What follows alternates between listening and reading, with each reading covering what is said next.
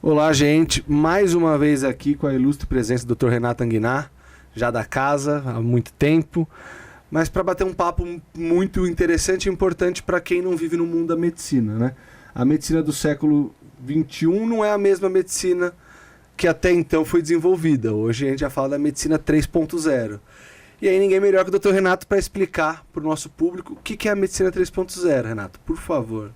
Bom, primeiro, nem preciso assim, agradecer de uma maneira tão formal, porque assim, para mim é um prazer imenso estar aqui com o Guilherme, com a Lê, aqui com todo mundo do sindicato, que para mim, me sinto em casa mesmo, tá? E para mim é muito, muito prazeroso sempre gravar com vocês aqui. Então, hoje a gente vai falar de um tema que eu particularmente acho apaixonante, é muito bacana, porque é a medicina que a gente vive, ou pelo menos deveria estar vivendo nesse momento. A gente está num processo de transformação, mas essa é a medicina que vai ponderar certamente no século XXI.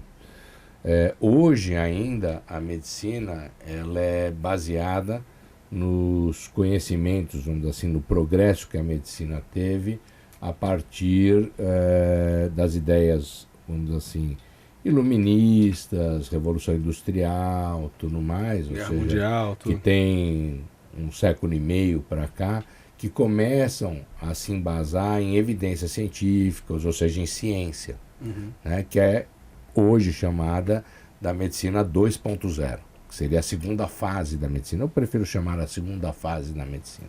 Né? 2.0, 3.0 parece que é motor de carro. Né?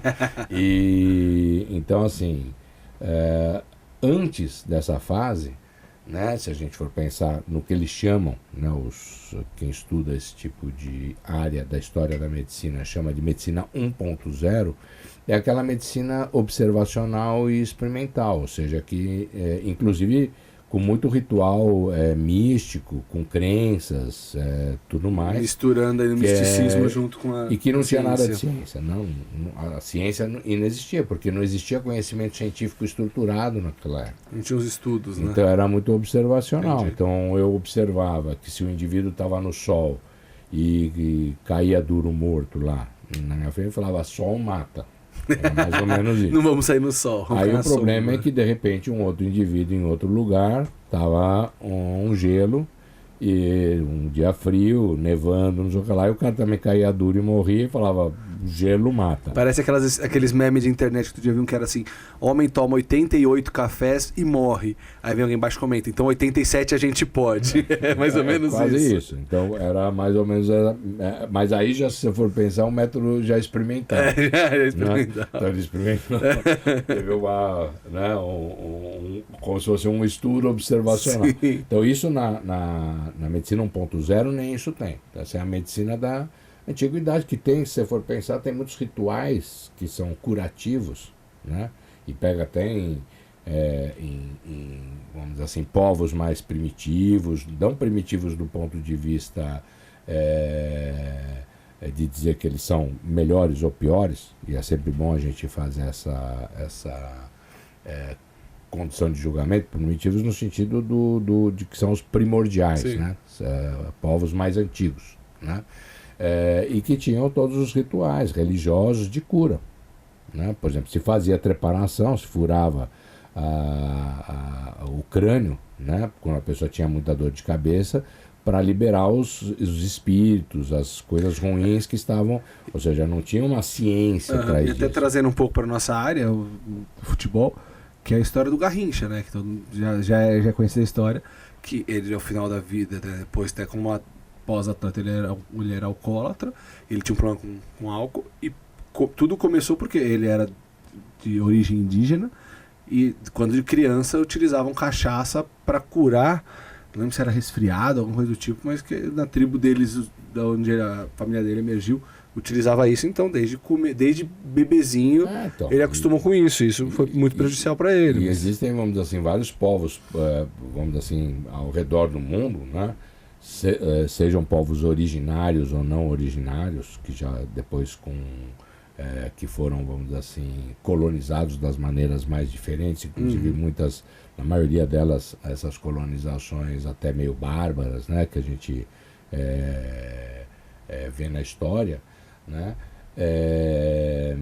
e que, vamos dizer assim, levam misturas de rituais, porque também eles não tinham um desenvolvimento científico do ponto de vista médico tão grande, e, por exemplo, se morria nos navios, né, que eram ainda na época das grandes navegações, se morria de escorbuto, que é a falta de vitamina C, porque se desconhecia. As pessoas entravam, tinham hemorragia, e eles começaram a observar que aquelas, quando eles tinham paradas, que eram, vamos dizer assim, períodos não tão longos, mesmo que eles já estavam apresentando sinais de...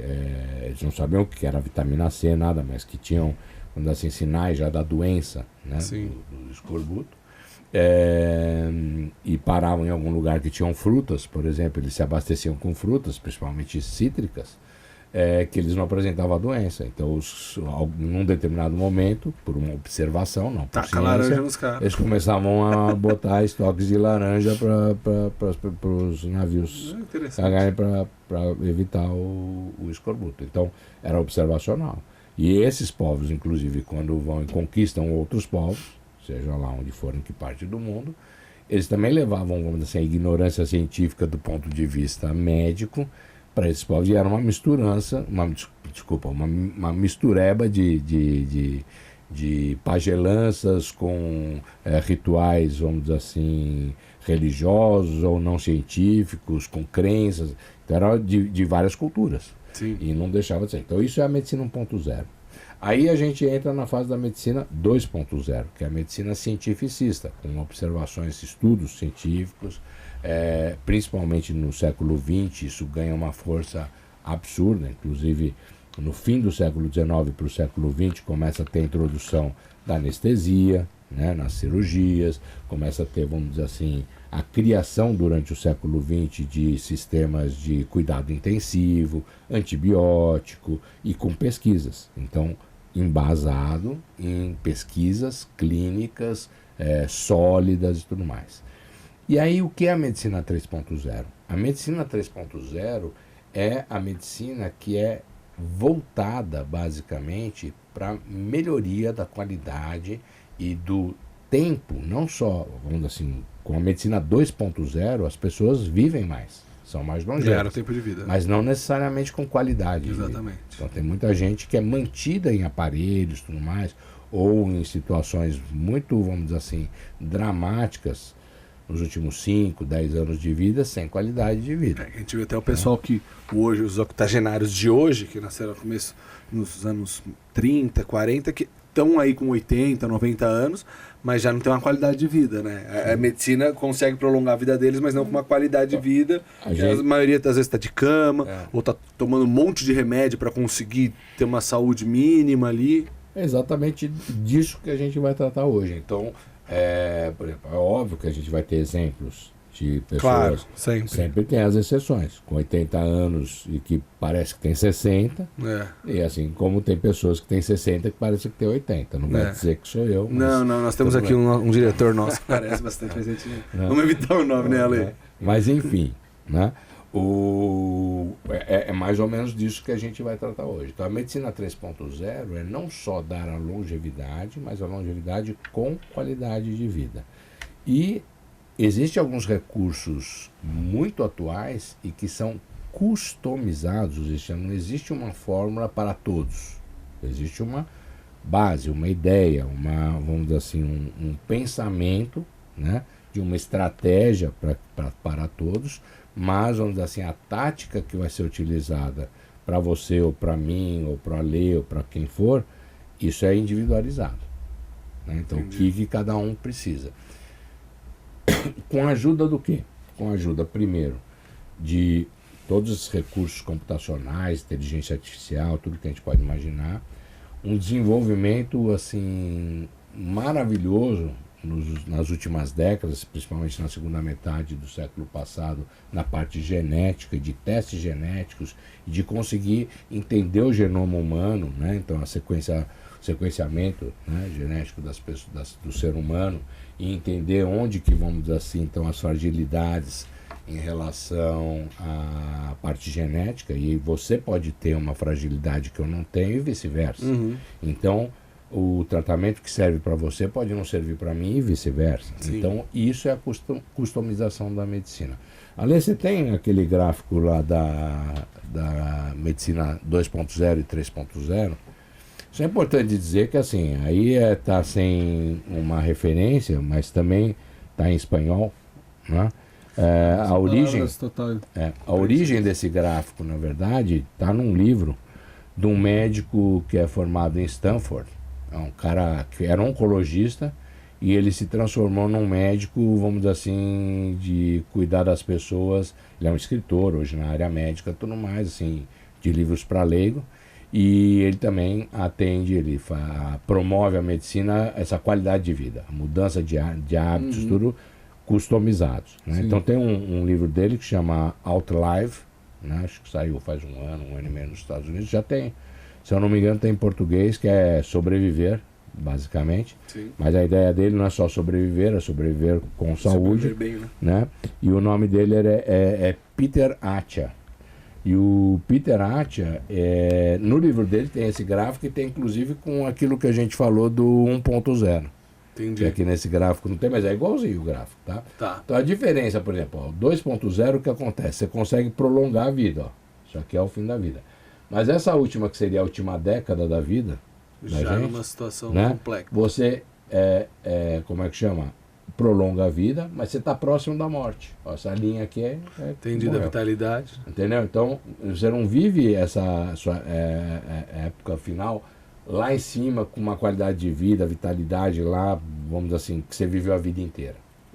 Você já está no finzinho, você só posterga, você só... O inadiável. Exatamente, mas já numa situação de fim de vida. Sim. Assim, de qualidade de vida ruim, de doença. Então você consegue dar remédios, entubar o paciente, UTI, e não necessariamente nessa, às vezes, cadeira de rodas, mas aqui a qualidade de vida, às vezes memória já está muito ruim, vive mais, mas não com essa qualidade toda, tá? Sim. Na medicina 3.0, a ideia é customizar o acompanhamento desse paciente o quanto antes, mas o quanto antes para cada um também, porque se você tem uma vida, vamos dizer assim, com os cuidados necessários desde os seus 20 anos de idade, ótimo. Se você só vai conseguir ter acesso a esses cuidados a partir dos seus 30, 40, ou 50, ou 60, também muito bom, porque você vai conseguir eventualmente reverter uma curva que já estava começando a entrar na descendente, virar de novo, voltar para aquele platô, e você vê que ela é muito mais suave, essa curva, e quando ela finda, já é, vamos dizer assim, muito rapidamente. Sim. Ou seja, você não fica 10 anos sofrendo. Os seus 10 anos anteriores, você podia até ter alguma debilidade, mas você ainda está 50% a 50% da sua vitalidade. Mas você está acima dos 50%. Então aquele indivíduo, vamos pegar um exemplo recente, por exemplo, do Abílio Diniz, né? Que um mês antes do falecimento dele, infelizmente, porque é uma pessoa com todo o brilhantismo dele, assim, como empreendedor e tudo mais, estava esquiando. Com seus 80, não me lembro se era 86 ou 88 anos. Acho que 88. Com certeza com mais de 80 anos. Sim. Certo? Ou seja, ele estava naquele patamar ali. Até me assustou quando falaram que ele tinha tudo isso. Eu não tinha ideia que ele tinha tudo isso, porque não aparentava. Mas veja bem, mas foi uma pessoa que viveu essa medicina 3.0, olha que coisa interessante, sem que o conceito sequer existisse. Mas ele foi uma pessoa que sempre praticou atividade física, a atividade intelectual plena o tempo todo, mesmo que ele já não tivesse à frente de negócios, ele estava sempre criando alguma coisa, escrevendo livro, fazendo algumas entrevistas, ele estava sempre em atividade intelectual, inclusive. Então é uma pessoa que, para, vamos dizer assim, as necessidades dele, e aí eu falo da customização, ele estava sendo cuidado certamente com os cuidados médicos que ele merecia como uma pessoa com mais octogenária, né, com mais de 80 anos. Então, a ideia da medicina 3.0 cabe também, né, para qualquer indivíduo, independente da classe social. É uma questão de você comprar e falar, doutor Renato, mas o senhor está sendo agora, vamos dizer assim, falou independente da classe social, quando eu vou fazer um teste farmacogenético na minha vida, se eu precisar um dia fazer, eu não tenho dinheiro, um exame que custa caro, por exemplo, para mim, se eu sou uma pessoa que mal tenho dinheiro para comprar o que comer. Realidade brasileira. Mas veja bem, a gente tem um sistema que se chama Sistema Único de Saúde, que é um dos melhores sistemas de atendimento à saúde, do ponto de vista, inclusive, de globalização, de acesso à saúde, que existe no mundo. Não existe nenhum país com o tamanho da população que a gente tem, com cerca de 200 milhões de habitantes, com um sistema de saúde universal. Então, todo lugar o atendimento do SUS vai ser igual? É óbvio que não. A gente sabe que tem problemas, mas existem lugares de referência pelo Brasil inteiro, ligados a universidades, né, que dão acesso a esse tipo de medicina com estudos genéticos, medicina com os exames mais sofisticados que você pode pensar, com exames, inclusive, não só de imagem, mas exames, vamos dizer assim, de avaliação cognitiva, visual, tudo que usam a inteligência artificial. Isso é disponível porque já vem junto com as máquinas que são compradas por esses hospitais, principalmente os hospitais universitários. Então, existe esse acesso. Eu até acho, doutor Renato, se eu estiver errado, o senhor me corrige, que a longevidade, cada vez mais, ela vai muito mais numa questão de escolha diária da saúde da pessoa, de fazer atividade física, de se alimentar bem, de dormir bem, do que a questão financeira, né? Que às vezes a pessoa tem dinheiro, mas se não fizer nada disso, vai estar com 60 anos infartando aí, como qualquer pessoa que... Eu acho que é muito uma questão de escolha, de decisão, não é uma decisão simples muitas vezes, do que uma situação financeira, porque não é isso, não é assim, sai caro fazer um exame, sai caro comprar um remédio, mas você comer bem, fazer um esporte ok, não precisa, estamos falando do cara esquiar nos Alpes, não, o cara às vezes fazer uma corrida no parque, né? Fumar e não fumar. Não fumar, não beber. Então, assim, vamos dizer assim, socialmente, beber todo dia. Exato, então, assim, são muito mais questão de escolhas que financeiras, né? Sim, mas vamos dizer que, vamos até pegar a questão de beber. Tá? Que beber eu sempre falo que é democrático, né? Você tem pessoas que são etilistas importantes, que não tem um centavo no bolso e bilionários que são é só o tipo de bebida que muda, que um vai poder pagar uma bebida mais cara e tu vai tomar uma bebida vai na pitu, tu vai no mas todo mundo, o mal que a bebida faz é igual, não muda nada. Então vamos pegar beber. Porque tem pessoas que a gente conhece, por exemplo, que as pessoas chegam a falar que esse indivíduo é mais resistente à bebida, ele precisa beber mais para poder ficar, vamos dizer assim, alcoolizado, né? Ou outra coisa, esse indivíduo aqui bebeu a vida inteira, você vai lá ver o fígado dele, tem alguma alteraçãozinha, mas nada, quase nada. E o outro bebeu metade do que o outro, que já é bastante, mas bebeu metade, aqui ninguém está dizendo que o álcool não faz mal, né? E aí vai lá, o fígado do indivíduo está à beira de um transplante, porque está já né? Não sobrou quase nada. Não foi conservado no álcool desse. Então, o que basicamente eu coloco assim, isso é o raciocínio da medicina 3.0, porque a gente consegue saber que existem características individuais. Isso não significa que é uma carta branca para o indivíduo beber, mas a gente sabe que o tipo de resistência, não só a bebida, mas olha só, tem medicamentos que para mim agem melhor, o mesmo medicamento na mesma dose, do que para você, e vice-versa. E às vezes é um remédio para dor de cabeça, não estamos falando de um remédio... Ou então para depressão. Por que aquele indivíduo que toma o mesmo remédio que a minha tia toma, e a minha tia saiu da depressão maravilhosamente bem, e ele continua, e tinha uma depressão mais ou menos do mesmo jeito? Porque às vezes aquele remédio para aquele indivíduo não faz o mesmo efeito. A metabolização hepática dele é diferente por uma constituição genética dele, e para ele talvez o melhor remédio seja outro. Então, por exemplo, aí entra dentro da medicina 3.0 uma coisa que se chama farmacogenética. Hoje eu consigo fazer um mapeamento genético dos medicamentos que são mais, vamos dizer assim, que agem melhor para um determinado indivíduo. E às vezes, por exemplo, o que age melhor para você é um remédio que existe desde a década de 70. Não é o último grito da indústria farmacêutica, o remédio mais moderno. É um remédio baratinho, então para você é o mais eficiente. E para mim não. Às vezes eu vou ter que usar um remédio que é intermediário, vamos dizer assim, que é um remédio da década, sei lá, do começo dos anos 2000. Acabou de lançar os e senão eu vou ter que esperar um que ainda vai ser lançado, porque para mim nada faz efeito. Então isso é a customização da medicina. E eu estou sendo aqui bastante, vamos dizer assim, genérico, assim, bem generalista, porque é óbvio que existem doenças genéticas específicas com vamos dizer assim, divisões dessa situação genética que hoje a gente consegue enxergar, né? E que muitas delas são tratadas, existe acesso dentro do Sistema Único de Saúde, inclusive nos hospitais universitários, né? Existem áreas para doenças raras, tudo mais, que estudam isso, que a pessoa vai ter acesso a essas coisas, né? Mas, obviamente, nos consultórios que já vão estar preparados, né, para atuar com a medicina 3.0, isso é maravilhoso, porque já tem consultórios no Brasil que fazem isso. Poucos, que geralmente a visão ainda, né, como é uma coisa que está iniciando, essa movimentação de pensamento também tem que mexer na cabeça não só da população, a gente ter a oportunidade de falar dos médicos. Então, por exemplo, a gente já adota esse tipo de medicina na minha prática médica do dia a dia. Por exemplo, aqui no sindicato, com as avaliações que a gente faz dos atletas, a gente usa inteligência artificial. Há quantos anos? Antes da pandemia.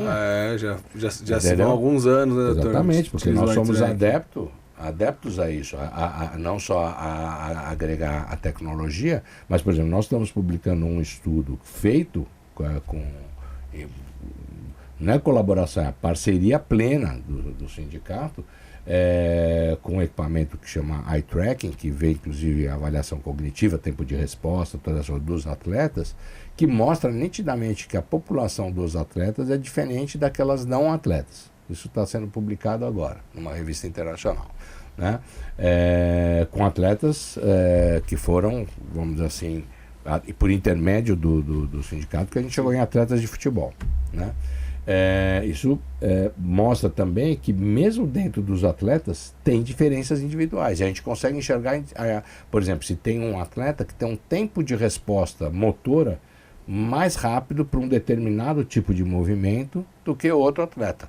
Isso interfere, inclusive, eventualmente, no desempenho esportivo desse atleta. E eu posso, por exemplo, falando com o departamento médico ou com o departamento atlético do clube, explicar qual que é o tipo de resposta que esse indivíduo tem e proporcionar para a preparação física alguns treinos específicos para esse atleta, para ele melhorar o desempenho naquilo que ele naturalmente não tem. O tratamento prévio do atleta já customizado. É customizar, vamos dizer assim, a necessidade. Então, tem uma parte do treino, vamos dizer assim, de resistência física, lá, de adquirir, né, o desempenho, tudo mais, no sentido global, que vai ser o grupo todo. Sim, claro. Mas, de repente, vão ter coisas que vão poder ser customizadas para aquele atleta, que são equipamentos desse tipo, com inteligência artificial, eventualmente estudos genéticos, tudo que vão nos mostrar. Você já vê a individualização do treinamento, até uma coisa que vira e mexe a gente encontra com ex-atletas ou atletas que acabaram, né, não ex-atletas muito antigos, mas pessoal que parou de jogar faz pouco tempo, que fala muito isso. Eu teve uma entrevista do próprio Ronaldo falando que, assim, que ele, quando treinava, até no Real Madrid, ele achava um absurdo ele ter que ficar correndo em volta do campo, sei lá quantos quilômetros, sendo que ele nunca utilizava isso no treinamento dele. E hoje, cada vez mais, a gente já vê que o treinamento dos elencos de futebol, dos times de futebol, é individualizado. O atacante treina uma coisa, o meio-campo treina outra, o pessoal da defesa treina outro, o goleiro, que já sempre foi diferenciado, mas treina cada vez mais específico, e eu acho que vai entrando muito nisso, nessa customização, de que cada um vai precisar, e aí depois ainda a individualização, para, tem um goleiro que responde melhor com isso, tem um goleiro que precisa mais de força, outro precisa treinar mais a agilidade, porque ele não tem tanta agilidade. Esse aqui não tem tanta força, então precisa melhorar a força. Impulsão, por exemplo, coisas desse tipo. Ou o tempo de resposta dele é menor, então eu tenho que... vamos dizer que pro lado direito ele responde muito melhor do que pro lado esquerdo. Então, óbvio que existem ferramentas que já são utilizadas nos clubes, e muitas delas também usam inteligência artificial para fazer essa análise de dados, que é um montão de dados. Muita coisa. É muita coisa. Né? Então, que já usam, né? Então mas a gente está falando dos clubes grandes, assim, então isso serve para a vida do dia a dia, para o indivíduo novo, para o indivíduo idoso, para a criança recém-nascida que possa ter um problema genético, serve. Então é desta medicina e serve, obviamente, para os atletas das mais variedades áreas do esporte, né? E isso é uma coisa, acho que uma mensagem que a gente tem que começar a falar. Eu acho que aqui nesse espaço, eu não tenho dúvida que o Guilherme vai me dar essa cancha de vez em quando, né? Para a gente poder ir batendo, vamos dizer assim, nessa tecla de maneira bastante, vamos dizer assim, repetitiva, né? Até que essa ideia passe a ser praticada com muito mais frequência. Você já vê alguns resultados esporádicos, né? Mas assim, tem aí alguns atletas em várias modalidades com 40 anos jogando. Isso há 10 anos atrás era impensável. 10 anos atrás você falava um atleta de 32, 33 anos, os caras falavam, não, esse cara já era. E esse cara de 33 hoje com 43 tem cara jogando. Você vê aí no futebol, o Buffon jogou até pouquinho tempo atrás, né? Parou agora, ou você ainda tá no Parma. Você vê o LeBron na NBA jogando no mais alto. Assim, são casos específicos. Mas você vê que assim, isso 10 anos atrás não existia. Sim, mesmo que fosse específico, não existia. Mas a gente via que tinha alguns atletas, principalmente no gol, né, mais longevos. Uhum. E aquela história, era a genética do indivíduo, mas na verdade era ainda aquela medicina 2.0, que se o cara tivesse uma lesão, você tratava. Isso antes desse período que a gente vive hoje. E hoje não, hoje você já às vezes consegue já antecipar, até com estudos, por exemplo, que hoje se fala muito dos centros de análise de desempenho, tudo, e você sabe o quanto um jogador, por exemplo, se machuca, quanto um jogador, vamos dizer assim, se machuca em determinada área. Por exemplo, o cara tem problema de tornozelo toda hora. Então, por exemplo, tem que fortalecer determinada musculatura, tem que fortalecer determinado tipo de treino, tem que ter para poder dar mais resistência para esse tornozelo desse atleta, para ele não se machucar tanto. Mesmo que eu dê o treino que eu quiser, não vai ter jeito, porque ele vai se machucar no tornozelo, ou é a posição que ele está jogando, de repente ele tem que adaptar numa outra posição. Até a chuteira, por exemplo. Trocar. Então, tudo. Então hoje a gente tem esse tipo de análise de desempenho e tudo mais. Então a ideia é você conseguir prever ou antecipar determinados problemas que poderiam acontecer se você não tomar determinadas medidas. E isso é a medicina 3.0. Então, por isso que eu falo, você não vai ser reativo que depois que ele torceu o tornozelo ou teve uma lesão de ligamento em algum lugar, tudo que você simplesmente vai tratar. Você vai tentar antecipar que ele tem uma tendência, com os estudos que você tem, dele se lesionar. E isso serve, eu sempre falo, o esporte é poderoso, principalmente o futebol no Brasil, o futebol no mundo, o futebol como um todo. Nos Estados Unidos a gente pode falar do futebol americano. Né, mas ainda a final da Copa do Mundo é o evento mais assistido.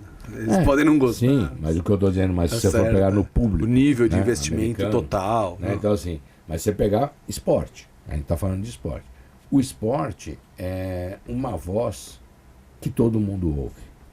Então, mesmo que eu esteja aqui falando sobre medicina como um todo, né? Então, como eu falei, no meu consultório a gente pratica esse tipo de filosofia, já que a medicina, que não é nem uma filosofia, essa ideia, né, científica, baseada em ciência, que é a medicina 3.0, que já é customizada, e inclusive a gente pode um dia falar mais, a gente já falou sobre esse tema, mas falar mais, porque essas coisas vão cada vez aprofundando mais, da diferença do cérebro do homem e da mulher no esporte, por exemplo, e fora do esporte, né? Então todas essas coisas, existem diferenças entre os sexos, existem diferenças entre uma pessoa mais idosa, menos idosa, mais jovem, criança, existem diferenças. E se nós não customizarmos a nossa visão, a gente sempre vai fazer, se você puder de novo ali botar aquele gráfico, a gente vai fazer isso aqui, que é a intervenção na fase final, bem pertinho da linha da morte.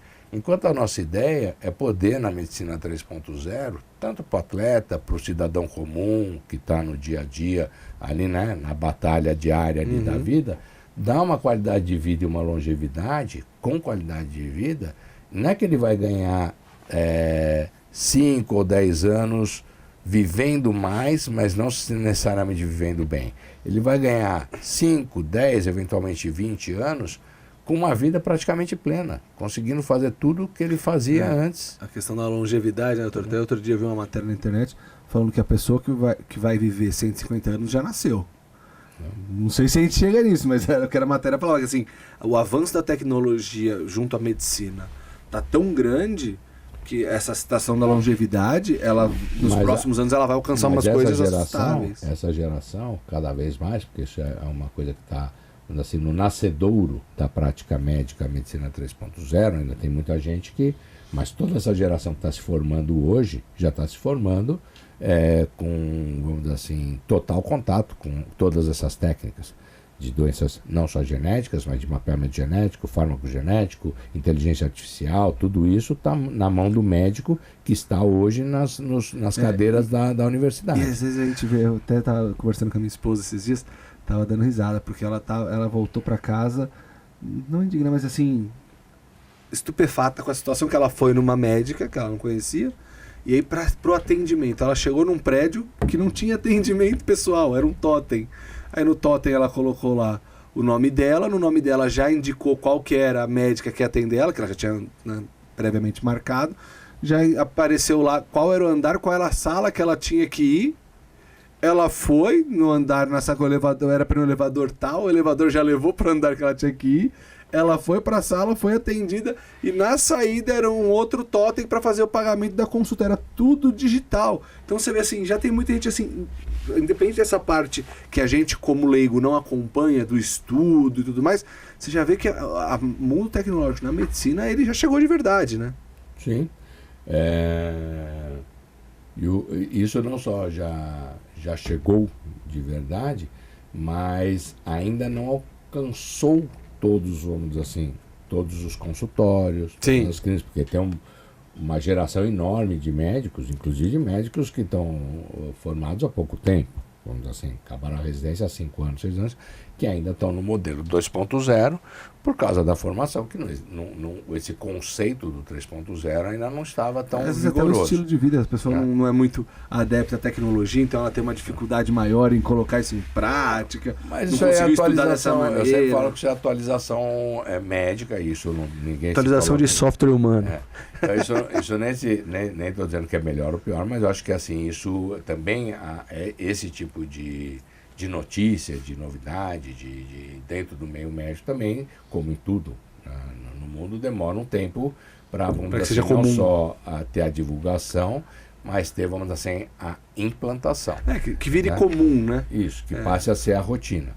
Então, às vezes o médico até leu sobre isso, mas ainda tem uma grande dificuldade naquele consultório, no perfil de consultório que ele tem, ou na clínica que ele está trabalhando, ou no estado, ou no município onde ele está, de poder executar essas ideias. Ele até tem vontade, consegue fazer um pouquinho ali do que ele consegue, mas ainda não consegue fazer plenamente. Então, quando isso tiver, vamos dizer assim, instaurado de uma maneira plena, óbvio que vão ter alguns lugares que vão fazer mais rapidamente, como, por exemplo, esse estudo que a gente falou dos atletas aqui, isso já está instalado, esse tipo de pensamento dentro dos cuidados dos atletas que passam, né, pelo sindicato, pelas avaliações que a gente pode fazer há pelo menos 6 anos. Né? Isso a gente faz. E da mesma maneira, eu não podia trazer uma coisa desse tipo há 6 anos aqui e não praticar no meu consultório. Claro. Então isso não teria nem lógica junto com os meus assistentes, ou com alunos, ou seja, na atividade médica que eu tiver. Mas isso eu não estou dizendo que eu sou melhor ou pior do que ninguém. O que a gente está colocando é que às vezes a gente tem mais oportunidades e mais facilidades, são várias coisas, dependendo de onde você está. Né? Você, como médico, a gente sabe que tem toda a preocupação com o estudo, gosta da situação de tecnologia, então tudo isso vai unindo para que venha trazer novidades que as pessoas consigam se beneficiar. Principalmente os atletas aqui do sindicato, graças a essa parceria que a gente tem. Então, eu acho que assim, é só que o atleta tinha que ter um pouco mais de consciência disso e buscasse mais. Por isso que temos que falar. Sim, temos sempre. que falar e veja bem. E eu sempre falo, ciência é ciência, não trambicar, ciência. Ciência é uma coisa que tem que ser divulgada e falada aos quatro cantos. A gente tem que falar para todo mundo, tem que divulgar, porque isso traz melhoria para as pessoas, traz melhoria de vida, de qualidade de vida, como a gente está vendo aqui, traz possibilidades novas de diagnóstico. Então, a ciência ela, de cura, de tratamentos, então a gente tem que, sempre que tem aquele indivíduo que chega e fala só eu faço, só eu tenho a fórmula mágica na minha clínica, inclusive você compra aqui mesmo, ou o meu tratamento é o único que serve. Então, fuja desse indivíduo, porque ciência é uma coisa para ser espalhada, para ser dividida. Nenhum médico, vamos dizer assim, realmente que tem esse tipo de postura, vamos dizer assim, de amor à medicina, não vai querer contar para um outro colega como ele tratou. Isso são as discussões de caso, quando a gente tem um caso difícil, a gente aprende, inclusive, com os outros colegas, como ele conseguiu resolver, às vezes, uma questão muito difícil. Fez um novo tratamento. Como é que foi o tratamento, como é que foi, eventualmente, vamos dizer assim, ou então os cuidados que ele teve antes para que não se chegasse naquela situação e que você ainda não conhecia. Então, por isso que existem os congressos, por isso que a ciência ela é compartilhada, o conhecimento é compartilhado. Quando alguém quer guardar 7 chaves, um conhecimento, inclusive, para poder monetizar em relação a isso, esse é a pessoa que você tem que fugir, porque ele não compartilha o conhecimento. Só ele tem o milagre na mão dele. E a gente sabe que, independente da crença que você tenha, nos milagres que você acredite, e a gente respeita tudo isso, a gente está falando de medicina que é algo ligado à ciência, não às crenças e à religião. Crença e religião estão num pacote que a gente respeita, e inclusive cada um tem a sua. Mas é outra discussão aqui, né? Mas é outra discussão. Mas a medicina está no pacote da ciência. Então a ciência ela tem que ser alardeada, ela tem que ser divulgada. Perfeito. Acho que é um pouco isso a ideia. Perfeito, Renato. Obrigado. Isso aqui estou deixando bem claro que isso aqui é só uma pincelada sobre o que é Medicina 3.0.